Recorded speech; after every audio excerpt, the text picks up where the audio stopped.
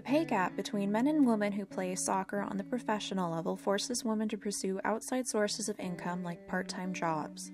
Soccer is an expensive sport to play in the United States, which forces female soccer players to rely on either a job outside of soccer or financial support to pay the bills. This can be a distraction and conflict with training and practices between games, inhibiting their ability to perform to the best of their ability. Sports require in athletes their complete attention and round-the-clock training, especially if they want to play well. During the unpaid off-season, female soccer players are forced to find jobs during the time that can stretch up to 6 months. Working during those months force players to lose valuable and much-needed time for training. No matter how much they love soccer, female athletes have to make the difficult decision as to whether they can afford to continue playing soccer. Julie King from the Boston Breakers is all too aware that soccer is an expensive sport. Living on her own in Boston is not cheap, especially on the meager salary female soccer players take home. For example, the minimum salary was $7,200 in 2016. That is 4 figures at a minimum a season. So much. How much of a disparity is there?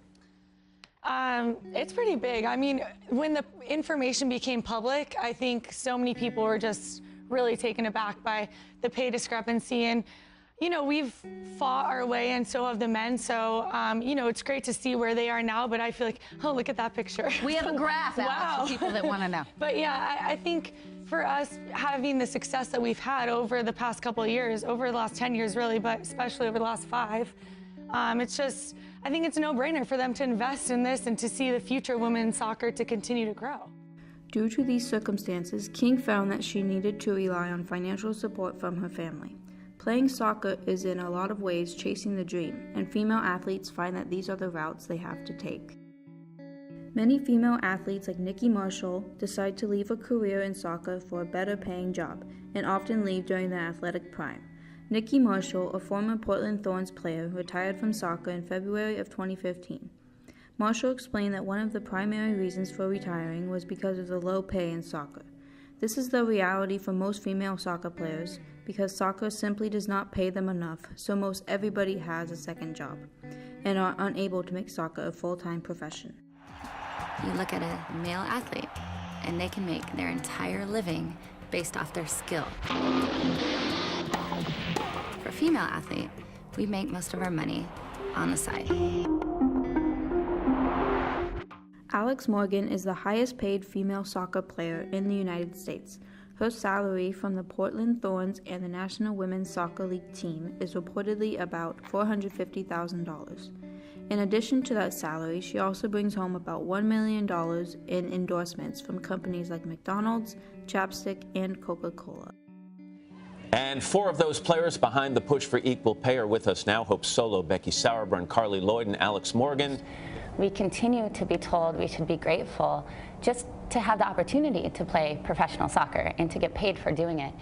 And in this day and age, you know, it's about equality, it's about equal rights, it's about equal pay, and we're pushing for that. And we believe now is the time is right because we believe it's a responsibility for women's sports and specifically for women's soccer. Most female soccer players' annual salaries and sources of income pale in comparison to male soccer players, especially that of Landon Donovan, who is one of the highest paid male soccer players in the United States. Landon Donovan earned $2 million just from his team alone in 2014. His salary in 2015 amounted to about $4.58 million, which made him the 5th highest paid MLS player that year. Sports media, in a lot of ways, reinforces that sports are primarily a male-dominated sport. So in other words, the media play a real powerful role in setting the agenda, building audiences, and constructing interest in sports. With more viewers watching men's sports rather than women's sports, companies are not going to pay for ads and offer endorsements to female athletes at the same level as male athletes. Female athletes are not going to earn the same salaries as men until they are able to generate the same amount of enthusiasm to attract viewers to their games. What would help greatly is if the men also took your side and spoke up for Are it. they? Have they been silent mostly, or are they, not to create a rift here, but...